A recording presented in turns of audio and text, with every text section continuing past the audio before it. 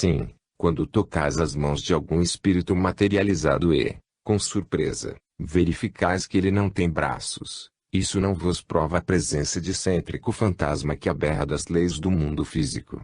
Na realidade ele procura condensar só nas mãos perispirituais todo o fluido que desvia da materialização dos braços e demais partes do seu corpo, tornando-se palpáveis aos presentes. É apenas questão de economia fluídica, tal como os técnicos siderais também o fazem na voz direta, em que utilizam todo o ectoplasma disponível para a confecção da laringe provisória, enquanto cessam os demais fenômenos, como levitação, ruídos ou materializações. Nos trabalhos de efeitos físicos, os fenômenos só ocorrem simultaneamente quando os espíritos manifestantes também dispõem de bastante ectoplasma. É o que, às vezes, sucede nas operações mediúnicas diretas, quando os presentes identificam as vozes e os movimentos do médico operador, dos enfermeiros e auxiliares desencarnados em face de existir bastante ectoplasma. No entanto, quando a massa ectoplásmica é deficiente, o espírito operador enrijece e materializa apenas as suas mãos, a fim de poder manejar os instrumentos cirúrgicos sobre o corpo do paciente, embora ele continue ali presente atuando pela ação integral do seu perispírito. E assim o faz porque, na operação mediúnica sem a intervenção física do médium, são as mãos as peças mais importantes para tal função. Capítulo 15. O fenômeno da voz direta. Pergunta: como se processa a voz direta nos trabalhos de fenômenos físicos? Matiz: não ignorais que a mente funciona em planos cujas oscilações estão muito acima do campo vibratório comum da atmosfera física. A mente, pois, vibra no éter, enquanto a voz vibra no ar. Assim, quando os espíritos querem falar com os encarnados, eles necessitam de um elemento intermediário que tanto lhes baixe o tom vibratório da voz etérica, como também a faça repercutir de modo audível no ambiente do mundo imaterial. Esse elemento medianeiro, que conheceis e que já foi explicado anteriormente, é o ectoplasma, substância fluídica de origem psíquica, exudada pelos médiuns através dos centros de forças do seu perispírito, em conjugação com o sistema nervoso do corpo físico. Em conexão com as forças vitais dos assistentes, o ectoplasma transforma-se em ponto de apoio para a repercussão da voz dos espíritos ou demais fenômenos comprovados pelos sentidos físicos dos encarnados. A voz direta, em geral, processa-se da seguinte forma: os espíritos agregam em torno dos órgãos vocais do seu perispírito o ectoplasma mediúnico e, por um vigoroso esforço de emissão mental, conseguem fazê-los vibrar para o mundo físico. No outro caso, os químicos desencarnados misturam substâncias específicas, do plano astral, a energia ectoplásmica obtida do médium e dos fluidos dos assistentes. Depois, modelam a máscara anatômica artificial, mas possuindo boca, língua e garganta, que possibilitam a mesma função da voz dos encarnados. Então, os espíritos que desejam falar para o mundo material passam a exercitar-se com essa máscara, e o seu mais breve ou demorado êxito fica dependendo do treino e da habilidade com que utilizam para vibrar e transmitirem suas palavras aos terrícolas. Pela presença do ectoplasma humano, que reduz bastante a frequência vibratória desse apetrecho de fonação, o seu bom resultado entre os planos físico e etéreo-astral exige muito esforço dos desencarnados. Nem todos os espíritos submetem-se aos treinos exaustivos com a máscara ectoplásmica, alegando alguns que nem sempre são compensados pelos esforços heróicos que efetuam para conversar com os seus parentes e amigos encarnados. Em alguns casos, o espírito comunicante pode utilizar-se diretamente da laringe do médium em transe, fazendo-a vibrar sob sua vontade, dando-lhe a entonação desejada, e os sons articulados nas suas cordas vocais são ampliados pela trombeta ou megafone que flutua no ar, através de um tubo de substância astral ligado diretamente aos órgãos vocais do médium. Os espíritos operantes controlam o médium, condicionam-lhe a voz para a trombeta, ajustando-a no diapasão ou tom de voz que o comunicante possuía quando estava encarnado. O som produzido pela laringe do médium e sob o controle do espírito comunicante não resulta de repercussão do ar sobre as suas cordas vocais. Essa operação é executada do lado de cá exclusivamente no éter, depois do que é ampliada pelo megafone e ouvida pelos encarnados.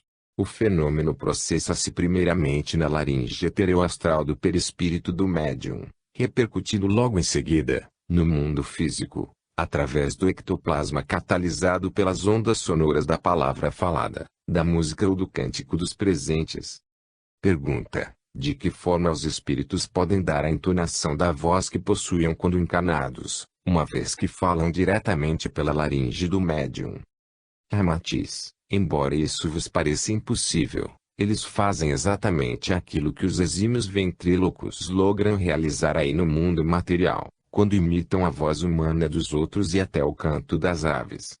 Quando há ensejo de bom ectoplasma, eles optam pela confecção da laringe ectoplásmica, da máscara eteroastral ou mesmo agem no interior dos megafones sem luminosidade, passando a produzir as palavras em conexão com as ondas sonoras emitidas, tal como se operassem pela garganta do médium. Pergunta: pelo que explicais, deduz-se que é muitíssimo dificultoso aos desencarnados emitirem a sua voz para a Terra. Ramatiz: conforme já dissemos, nos trabalhos de voz direto e técnicos desencarnados podem moldar a máscara com aparelho completo de fonação, estruturando-a na substância eteroastral conjugada ao ectoplasma do médium, ou então plasmar a laringe no centro do megafone, fazendo vibrar as cordas vocais artificiais e controlando o tom da voz até conseguir as características tonais que possuíam quando encarnados.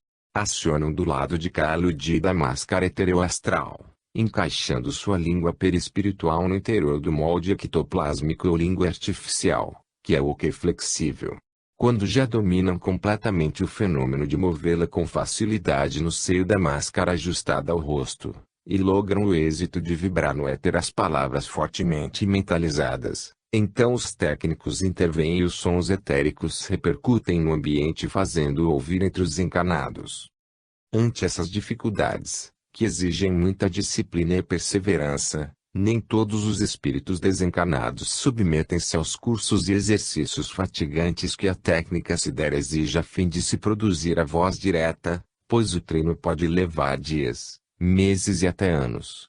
Assim como o homem terrícola, às vezes, precisa mobilizar intensos esforços e recursos para lograr sucesso em certas experimentações físicas, químicas ou pesquisas médicas. Os espíritos desencarnados, no caso em apreço, para lograr êxito integral, também são obrigados a despenderem esforços equivalentes.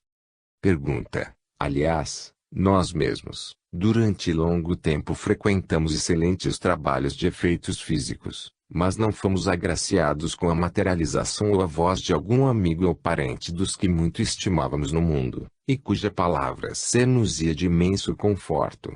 Não opomos dúvida quanto à contínuo veracidade do fenômeno que presenciamos, nem subestimamos os nossos amigos desencarnados que ali operavam. No entanto, apesar de termos evocado insistentemente alguns espíritos que mais desejávamos ouvir, eles não se fizeram presentes. Ramatiz: comumente os encarnados queixam-se de ter comparecido assiduamente aos trabalhos de fenômenos físicos, sem nunca terem sido agraciados pela presença materializada ou pela voz direta de algum parente ou amigo desencarnado, que poderia fortificar-lhes a convicção na sobrevivência do espírito. Daí, os motivos por que nem sempre os frequentadores aos trabalhos de fenômenos físicos logram satisfazer o desejo ardente de ouvir a voz ou ver o parente desencarnado, motivo por que passam a alimentar dúvidas capciosas sobre a procedência das demais vozes ou materializações que observam, uma vez que não se manifesta aquele que lhes mobiliza toda a ansiedade espiritual. As sessões de fenômenos físicos são convincentes e maravilhosas para os frequentadores que logram a sorte de ver e trocar ideias com o familiar desencarnado e que se preste docilmente a todas as provas e sutilezas indagativas. Mas, como a impaciência humana ainda é um dos atributos mais comuns dos homens, há assistentes que desistem de frequentar determinados trabalhos de efeitos físicos, justamente às vésperas de confabularem com o seu familiar querido, o qual há muito tempo treinava com a máscara ectoplásmica, afinando a laringe etérica a fim de conseguir comunicar-se. No entanto, tais casos e decepções resultam de motivos justificáveis. Além dos que já referimos, de ordem específica e técnica dos dois planos, o físico e o astral, há a considerar que, às vezes, o espírito familiar ou amigo que um ou outro dos assistentes desejaria ver materializado ou ouvir a sua voz, pode estar impossibilitado de apresentar-se por encontrar-se nas cercas purgatoriais e de onde não pode sair.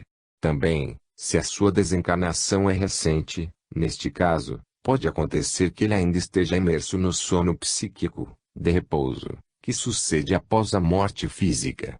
De outras vezes, o espírito solicitado encontra-se distante, cumprindo tarefas inadiáveis, em regiões astrais ou superiores. Há, também, os casos em que, pelos traumatismos, desgostos e amarguras profundas que o espírito sofreu na sua existência terrena, ele não tem qualquer saudade do vale de lágrimas onde muito sofreu e chorou. Portanto, desinteressa-se completamente de quaisquer trabalhos que o façam voltar à Terra. Pergunta: temos observado que alguns grupos espíritas de fenômenos físicos logram sucesso quase de imediato, enquanto outros despendem alguns anos para obter os primeiros efeitos satisfatórios. Que dizeis sobre isso? Ramatiz: realmente, há grupos de criaturas interessadas nos trabalhos de fenômenos físicos que, logo de início, estabelecem com os desencarnados tal grau de simpatia, confiança e propósito salutar, que conseguem acelerar a dinâmica psíquica necessária para o êxito da esperada fenomenologia. A confiança, o otimismo e a disposição espiritual eletiva de todos, transformam-se no elemento catalisador dos fenômenos. Rapidamente ultrapassam a fase das incertezas e dos fracassos dos primeiros dias, logrando o clima etérico sensível para a ação positiva dos desencarnados. Ao contrário, certos trabalhos arrastam-se por alguns anos, logrando apenas a graça de alguns ratos ou fugazes cintilações de luzes, porque a tela etérica de projeção dos fenômenos encontra-se verdadeiramente enrugada pela demasiada ansiedade, pessimismo ou afoiteza dos seus companheiros muitíssimo preocupados com o fenômeno imediato que deslumbra os olhos, mas esquecidos da renovação íntima que atende aos sentidos da alma. Capítulo 16. A música nos trabalhos mediúnicos de efeitos físicos. Pergunta: para sucesso dos trabalhos de fenômenos físicos, a música tem alguma influência especial?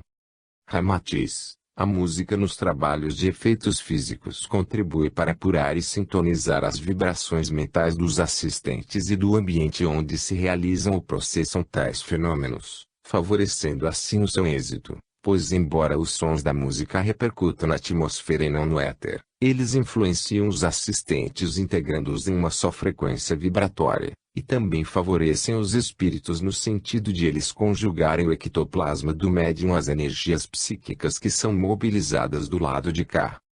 A música auxilia vibratoriamente esse gênero de trabalhos mediúnicos, podendo ser canções regionais, hinos, trechos de operetas, ouvertures, peças clássicas ou populares, inclusive certas composições de fundo religioso.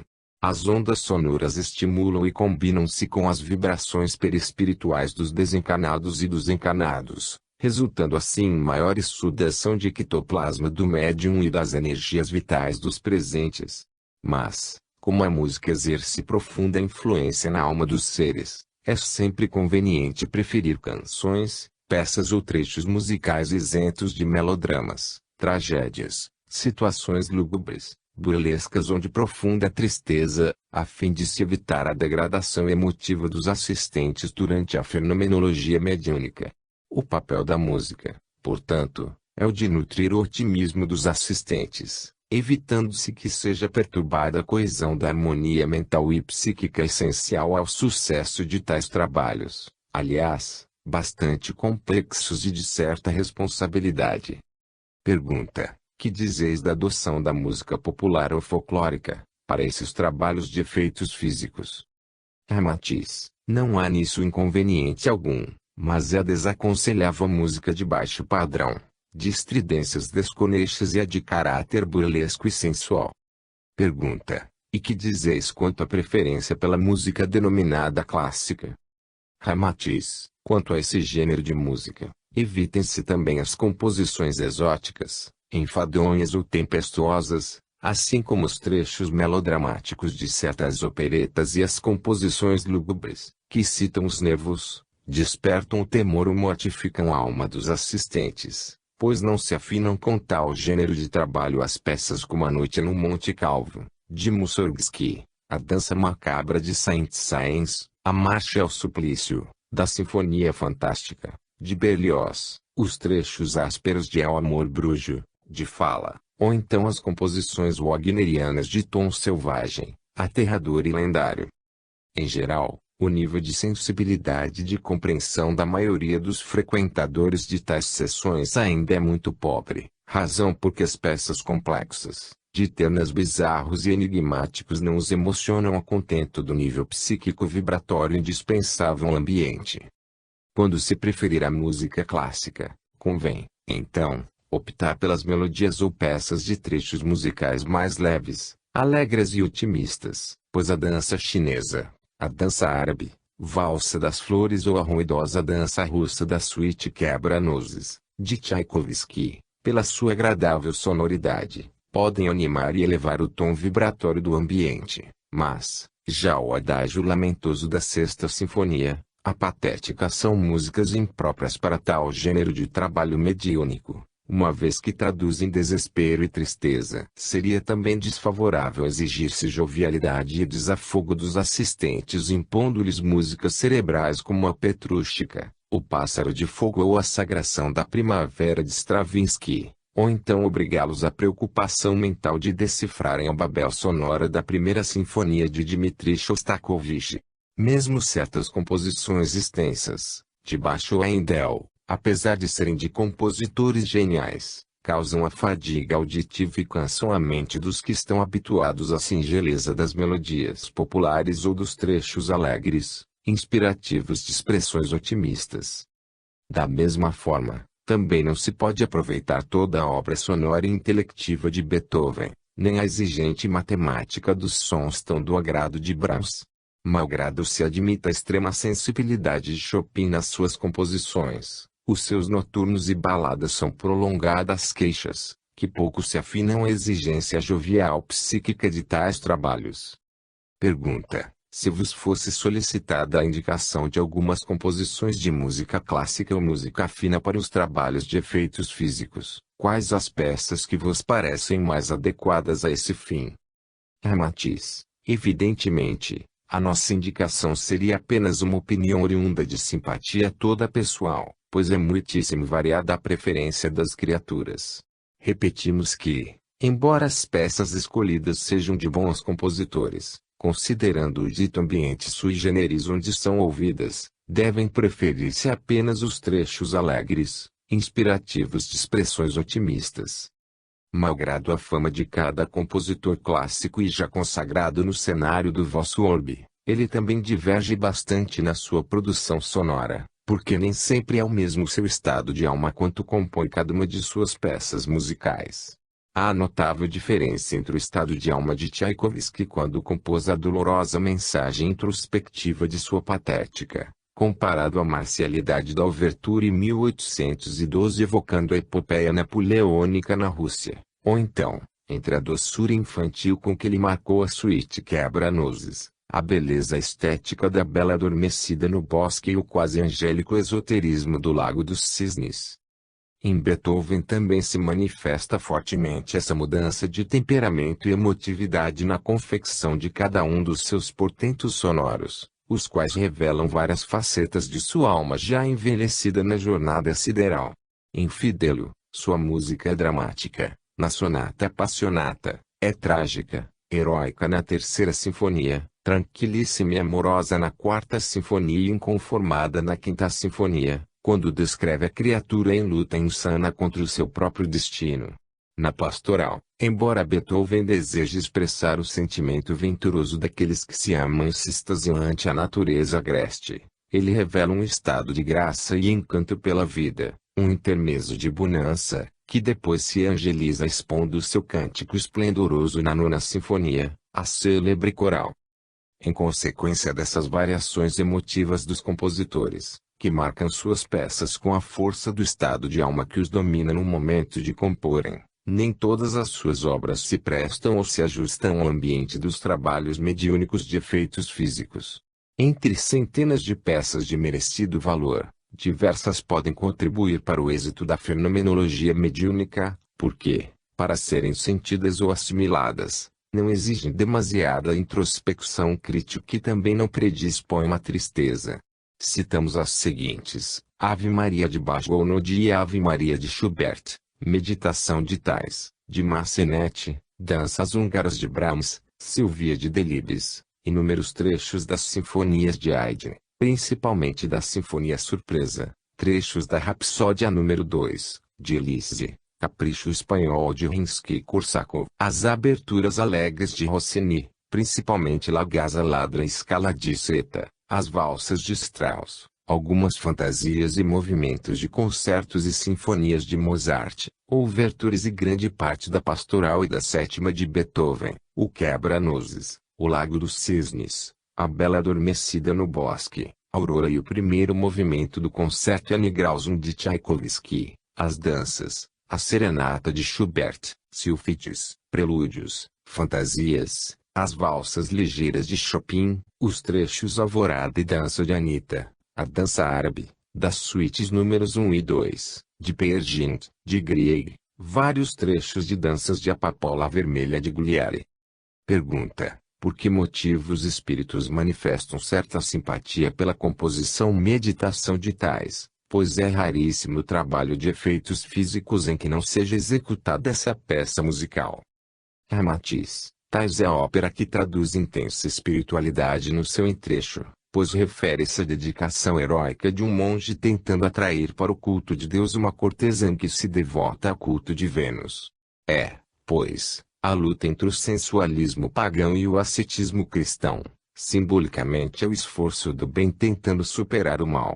O trecho da meditação, tão preferida em trabalhos espíritas, em que o delicado solo de violino é acompanhado suavemente pela orquestra, reflete, justamente, os pensamentos, os novos anseios de integração espiritual e o desejo de paz que domina a alma de Thais, a cortesã, que realmente termina convertendo-se ao cristianismo.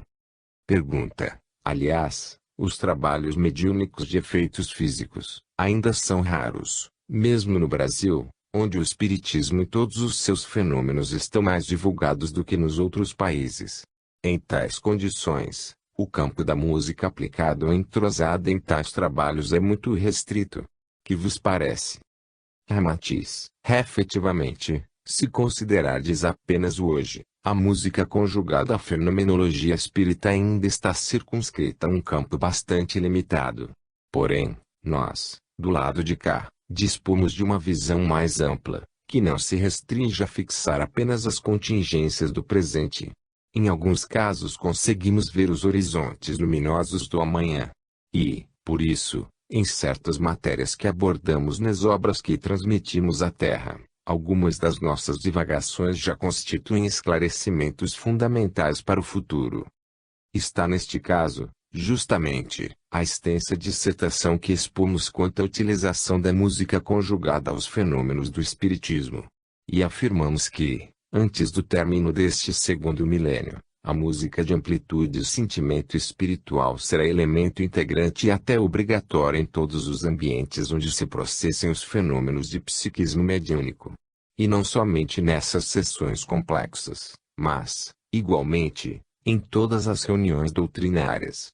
Mesmo porque, no vosso mundo de vibrações grosseiras, a música é a única arte que participa e reflete expressões sublimes daquela espiritualidade em que a alma, embora prisioneira de um corpo carnal, já consegue mergulhar no êxtase que faz aspirar o perfume suavíssimo das alegrias celestiais.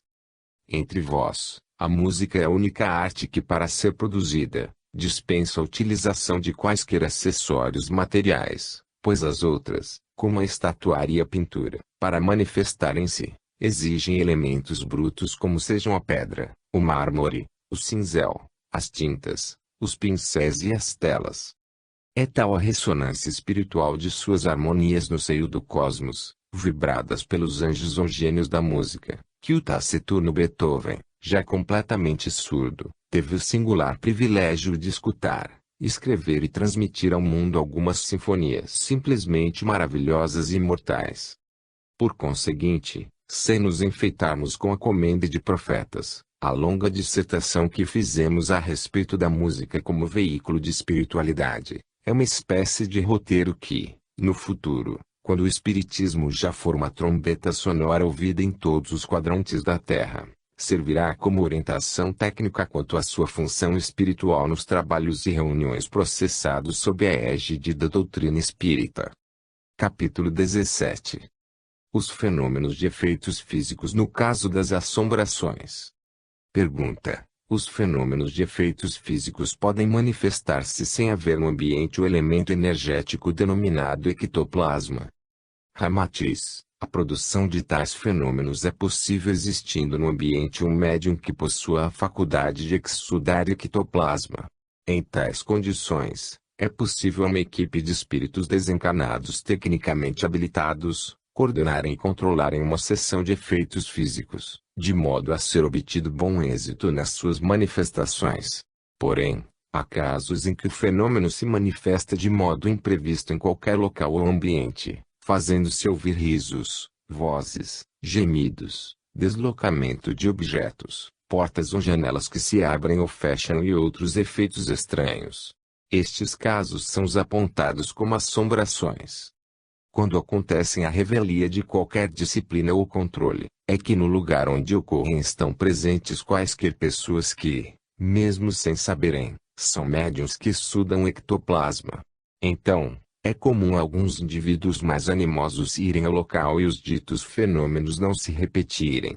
Isso acontece, justamente, porque os curiosos que foram certificar o caso não possuem a dita faculdade mediúnica.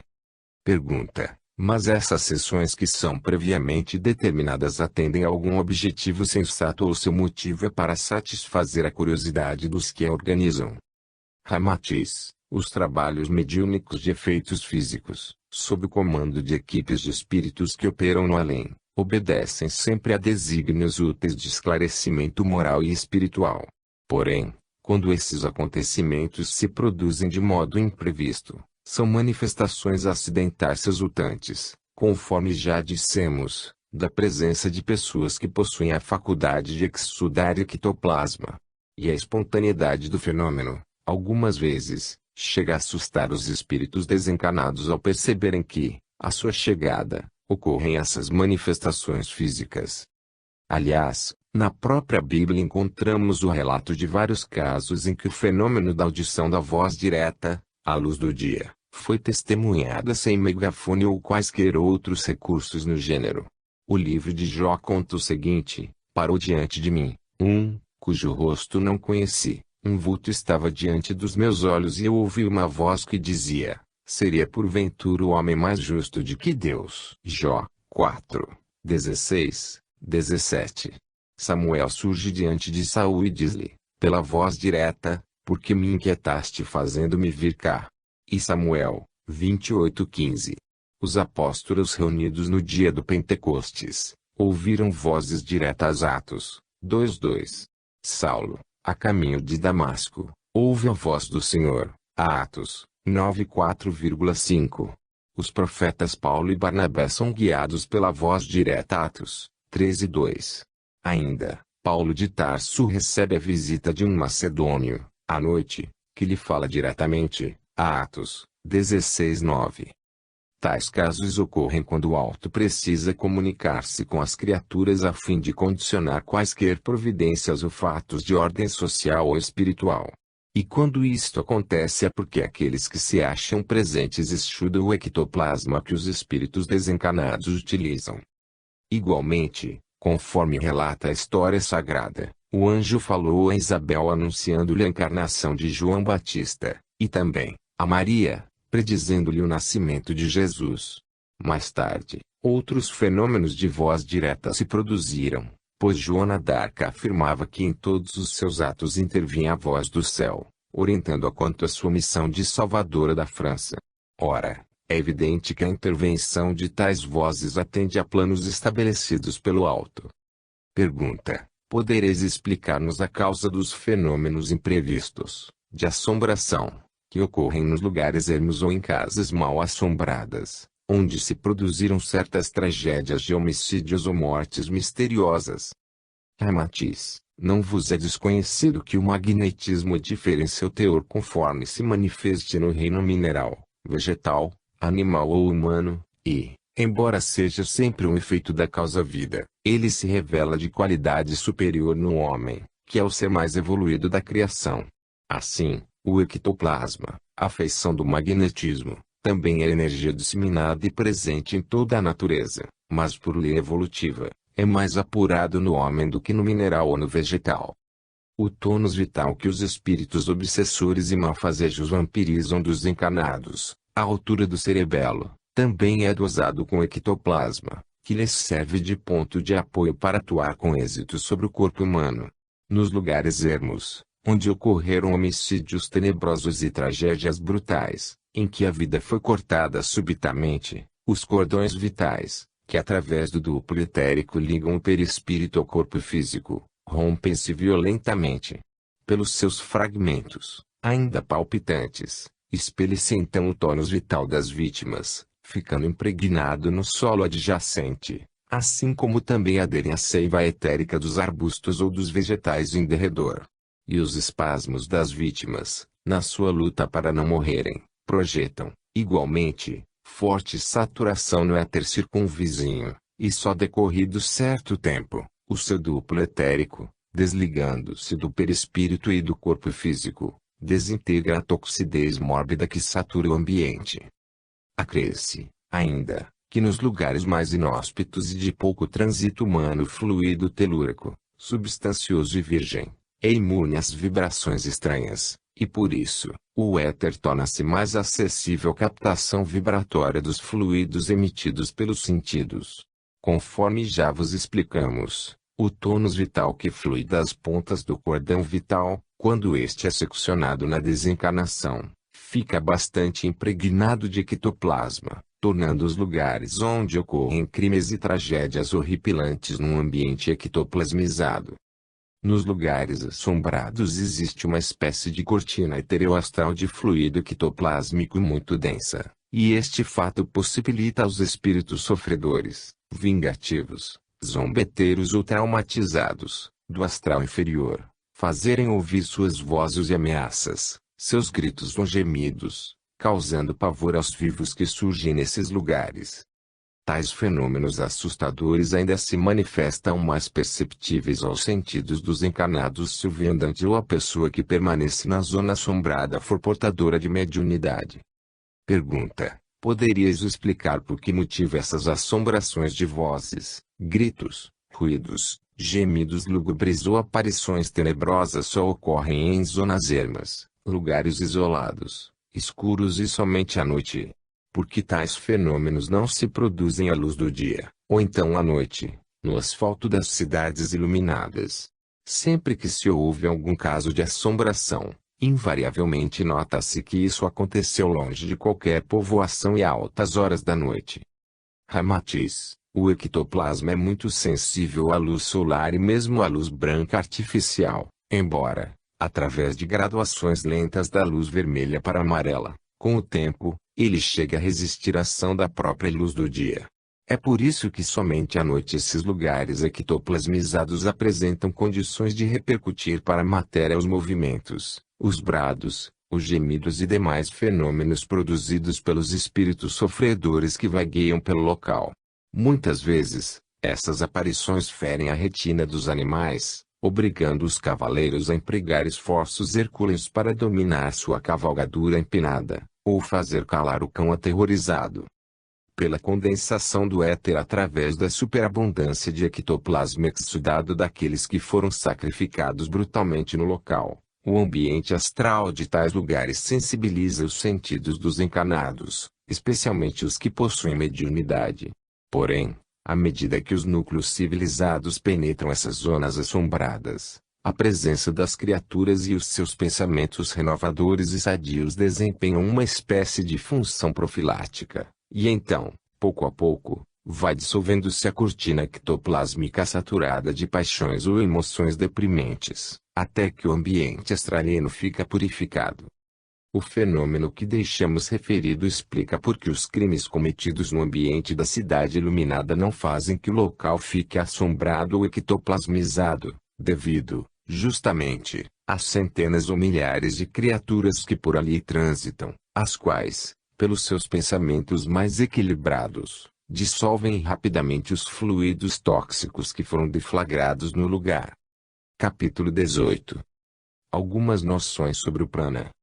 Pergunta: em diversas obras espiritualistas de procedência oriental, temos encontrado habitualmente a palavra prana que, por vezes, também mencionais em vossas mensagens.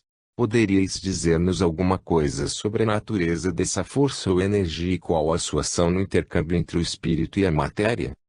Ramatiz: entre as inúmeras forças que emanam do Sol, fertilizando e interpretando as próprias energias dos orbes físicos que compõem o seu sistema planetário, a pedagogia espiritual do Oriente destaca três que são as mais importantes e úteis ao conhecimento da humanidade atual. São elas: Foat, que é conhecido no Ocidente por eletricidade, e que pode transformar-se em calor, magnetismo, luz e força ou movimento; Kundalini, ou fogo serpentino, energia solar muito vigorosa, que se concentra no seio da Terra e depois flui violentamente para a periferia, ativando as coisas e os seres no impulso dinâmico de alto poder transformativo e criativo. Finalmente, a terceira força ou elemento é o prana, cuja energia ou vitalidade em potencial é a responsável por todas as manifestações da vida no universo. O prana está em todos os fenômenos do mundo exterior da matéria, assim como também nutre a vida no mundo oculto espiritual, mental, astral e etéreo. Essas três manifestações energéticas emanadas do Sol, que é o centro principal da vida na Terra, conhecidas no Oriente por Foat, Kundalini e Prana, jamais se transformam em outras formas de energias, pois tais elementos são tipos específicos, à parte, que atendem exclusivamente às necessidades e funções que mencionamos. Aliás, prana é palavra de origem sânscrita e traduzida textualmente, quer dizer sopro de vida, ou energia vital. Para os orientais e principalmente entre os hindus ela possui significação mais ampla, sendo considerada a manifestação centrífuga de um dos poderes cósmicos de Deus. Para a escolástica hindu só há uma vida, o prana, tido como a própria vida do Logos. Prana é a vida manifestada em cada plano de atividade do Espírito Eterno, é o sopro vital de cada coisa e de cada ser. Na matéria ele é a energia que edifica e coordena as moléculas físicas, ajustando-as de modo a comporem as formas em todos os reinos, como o mineral, o vegetal, o animal e o mineral. Sem prana, sopro indispensável, não haveria coesão molecular nem a consequente formação de um todo definido, pois é ele que congrega todas as células independentes e as interliga em íntima relação sustentando as formas. A coesão celular formada pelo prana assegura a existência de uma consciência vital instintiva, garantindo uma unidade sensível e dominante, que atua em todos os demais planos internos da vida. O espírito, ao baixar do seu mundo espiritual para formar sua individualidade consciente no mundo material, submete-se a um processo gradativo inerente a cada plano da vida, sendo um fenômeno uniforme em todo o universo. No mineral, essa consciência em formação permanece estática e adormecida, mas depois evolui para a irritabilidade de consciência do vegetal ainda em sonho. Em seguida, vivendo novos estágios de adaptações, ela alcança o estado de consciência instintiva animal, e, finalmente, atinge o raciocínio glorioso do homem. Entretanto, em todo esse modelamento progressivo e demorado, o prana, energia vital, é o fio dadivoso que une as contas de imenso colar de moléculas para plasmar as múltiplas formas da vida. Recorrendo a rude exemplo, diríamos que assim como o cimento une os tijolos de um edifício, o prana é a liga, o elo vital, ou elemento oculto, que associa os átomos, as moléculas e as células para compor o universo. Pergunta: poderíamos admitir que o prana é uma consequência da vida? Ramatiz: o prana não é um efeito da vida, como ainda supõem alguns espiritualistas do Ocidente, pois o mineral, o vegetal, o animal e o homem é que são, realmente, seus produtos ou elementos resultantes, visto absorverem em sua intimidade o quantum dessa energia vital indispensável para se manifestarem no mundo. O prana está presente e atuante em todas as expressões de vida no universo, porque ele é a essência vital que alimenta desde o combustível mental necessário ao homem para compor os seus pensamentos e ideias, assim como também vivifica a substância astralina que fotografa e manifesta todos os sentimentos das emoções do espírito. É sangue vital de incrível poder e amplitude cósmica, que se manifesta em todos os planos da vida, pois sua falta implicaria na desintegração e no desaparecimento instantâneo do universo exterior, que é visível e sensível à consciência humana. Pergunta: alguns ocultistas explicam que os homens ricos de prana são os que vendem saúde. Isso é exato? Ramatiz: os organismos vivos, quando em equilíbrio e harmonia, só absorvem a quantidade exata de prana indispensável para manterem o seu corpo sádio e eufórico. Quando há excesso de prana no homem, isso afeta-lhe a saúde, pois o sistema nervoso torna-se excitado e irregular. É um estado mórbido que se torna um campo favorável à enfermidade física, e, em certos casos, pode mesmo ocorrer a morte sob a paradoxal diagnose de apoplexia vital. Esse fato é semelhante ao que acontece com eletricidade, quando a voltagem muito elevada danifica e queima os equipos elétricos de capacidade reduzida, adequados a menor quantidade de força. É, também, caso idêntico ao do sangue que, em excesso, é danoso para o organismo humano, podendo resultar em ataque de apoplexia. Em sentido oposto, quando há prana em quantidade insuficiente para atender às necessidades vitais comuns, o homem torna-se anêmico e morre pela exaustão. Infelizmente, o terrícola ainda subestima os ensinamentos tradicionais esotéricos, pois se ele realmente se dispusesse a investigar e conhecer a natureza, o potencial e a função do prana, sabendo ativá-lo nas entranhas do seu organismo, ele conseguiria eliminar certas moléstias ainda frequentes em sua existência. Através da purificação de sua respiração e pela graduação consciente e proporcional dessa maravilhosa energia vital para o seu corpo, o homem atilado viveria à semelhança de um seguro aparelho de precisão, com excelente transformador de estabilidade a regular-lhe a voltagem mais certa para o seu tipo biológico. Gozaria de um equilíbrio vital com a usina viva a fornecer energia vigorosa e criadora para vitalizar os próprios familiares e proporcionar saúde aos enfermos.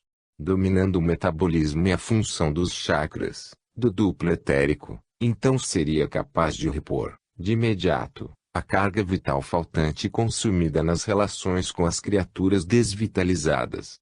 E em sentido oposto, poderia reduzir o excesso prânico que resulta em tensão nervosa, excita os movimentos e conduz o homem a atos violentos, como expansão equilibrante de seu vitalismo. Basta ao homem um conhecimento singelo da filosofia dinâmica do chakra esplênico, que absorve o prana, à altura do baço físico, para ele saber melhorar a cota e a qualidade do seu sangue, logrando uma purificação sanguínea capaz de livrar sua pele e seu corpo de excrescências, verrugas, manchas e impurezas. As mulheres que usam excesso de maquilagem envelhecem bem mais cedo que as recatadas na pintura das faces, pois o prana físico que se renova pela pele, rarefaz-se e reflui para a intimidade do corpo ante o entupimento dos poros.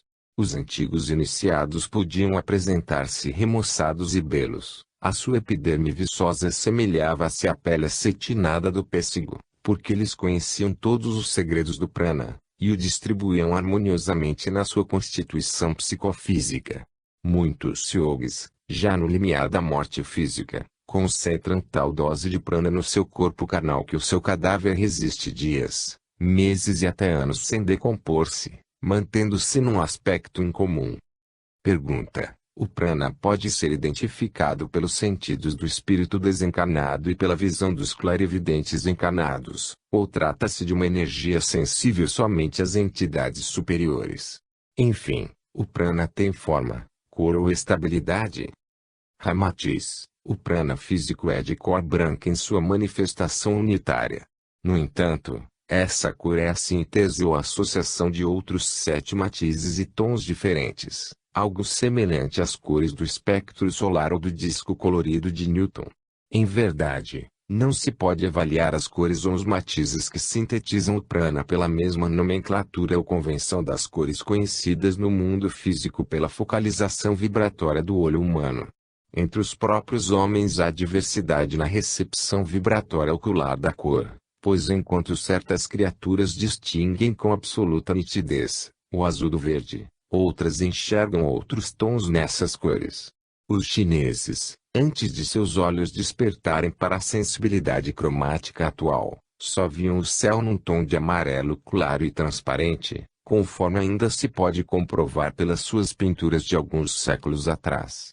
Ainda hoje, na China, enquanto a maioria já percebe o matiz azul do céu, ainda há pessoas que só se sentem atraídas pelas cores amarela, vermelha e preta, conforme se caracterizam certas manifestações artísticas e gostos do chinês.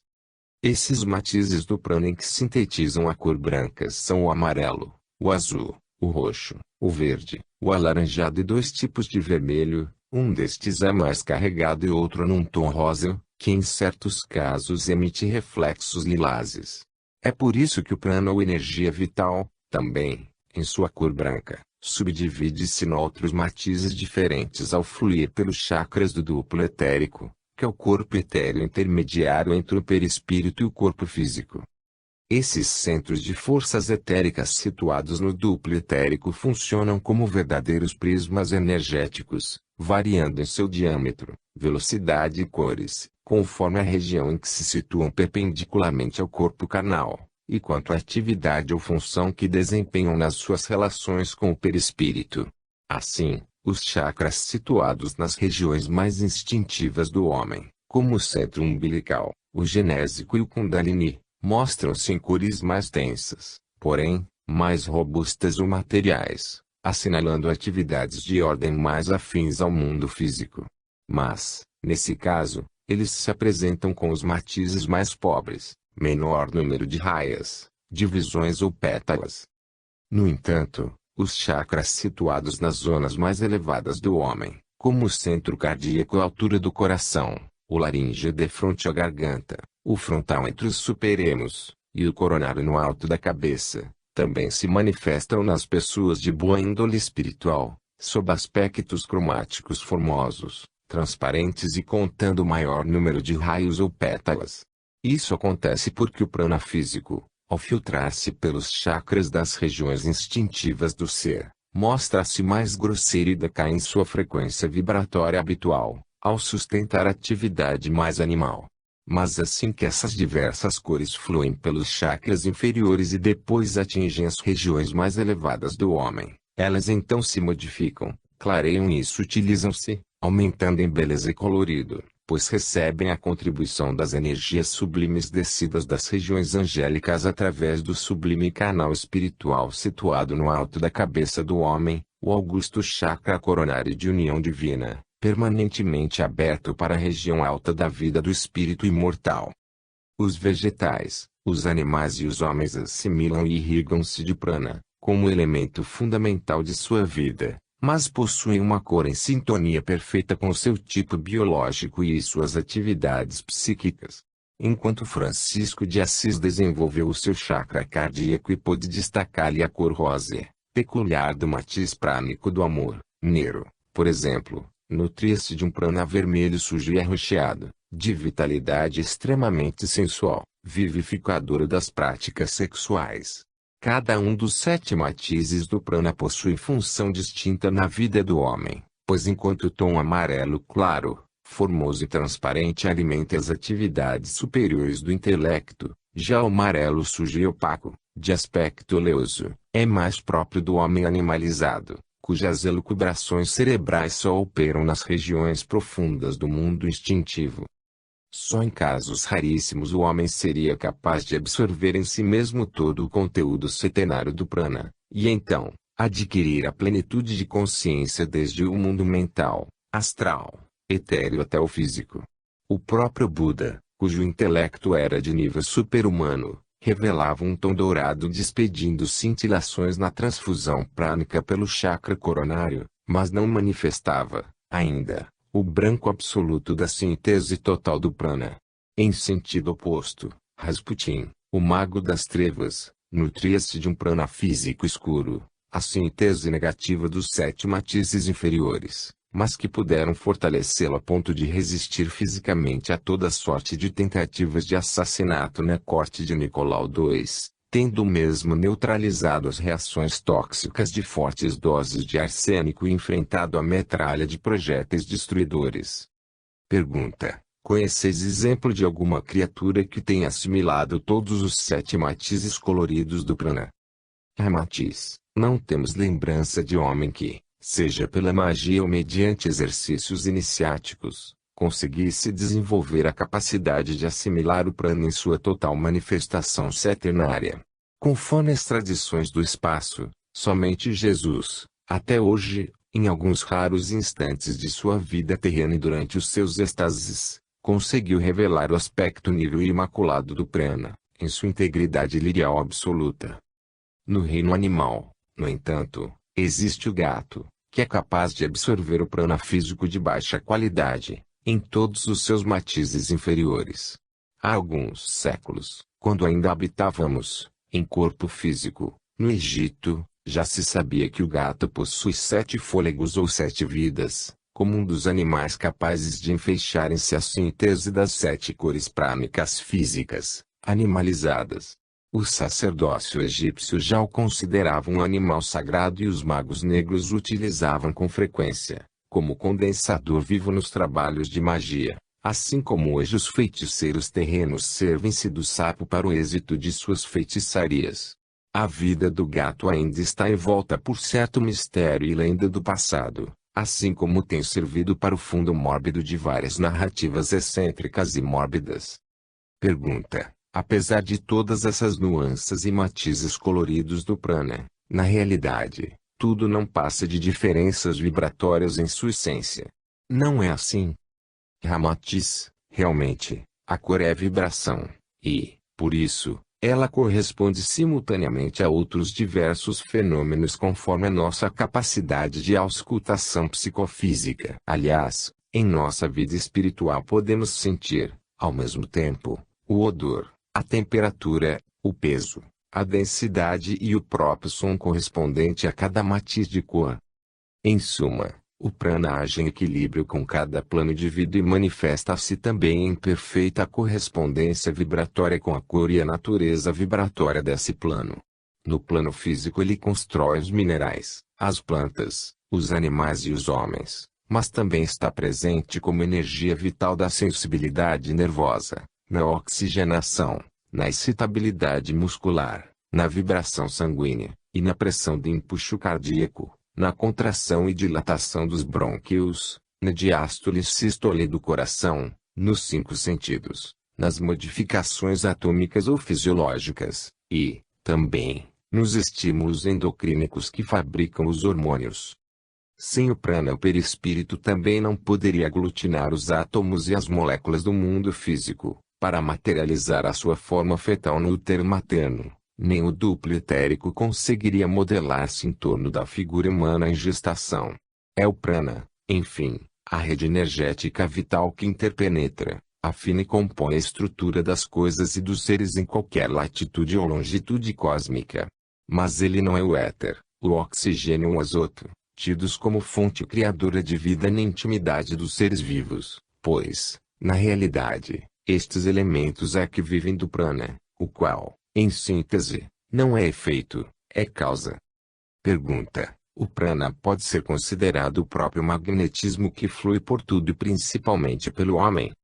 Ramatiz: o prana, que estrutura e nutre os nervos independente e distinto do conhecido magnetismo do homem ou fluido nervoso, porquanto estes são originários do éter físico exsudado do próprio corpo, ou seja, energia radioativada.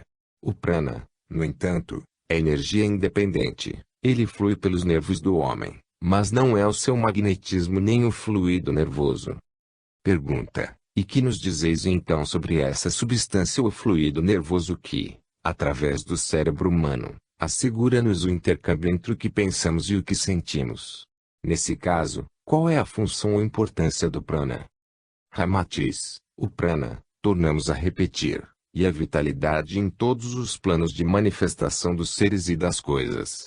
Assim, a prana espiritual virginal que mantém a figura iniciática do espírito no seu primeiro plano para individualização, a prana mental responsável pela vida do pensamento, prana astral nutrindo o desejo, o sentimento e a emoção, prana etérico alimentando o duplo etérico e os chakras, assim como também há o prana físico, que enseja e produz a ação concreta da consciência física humana. O prana manifesta-se, subdivide-se ou encorpa-se, conforme a necessidade e a natureza vibratória de cada plano em que o espírito do homem atua.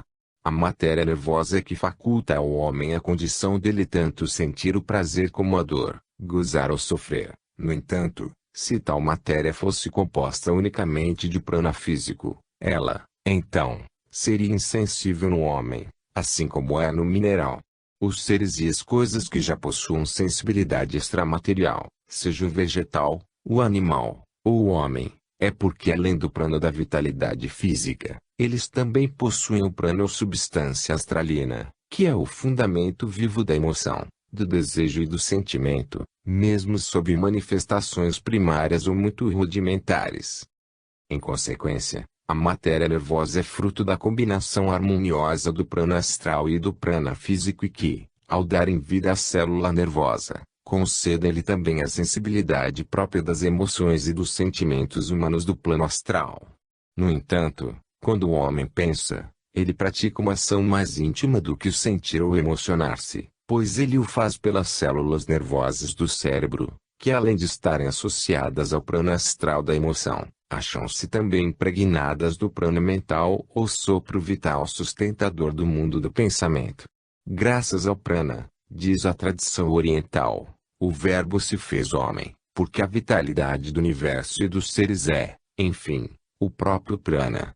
Ante a manifestação incondicional e ilimitada do prana, dizem os sábios orientais que o espírito mesmo desprovido da palavra é um ser que fala.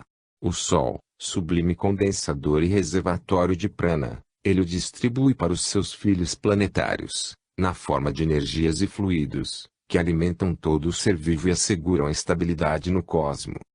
Na contextura do mineral predomina o prana físico, e a vida nele não vai além de um adormecimento profundo, cuja atividade só é perceptível pelo desgaste. Nos vegetais, principalmente os de forte odorância ou carnívoros, o prana astral equilibra-se com o prana físico, e por esse motivo eles reagem pela irritabilidade através das nervuras ou espécie de sistema nervoso rudimentar.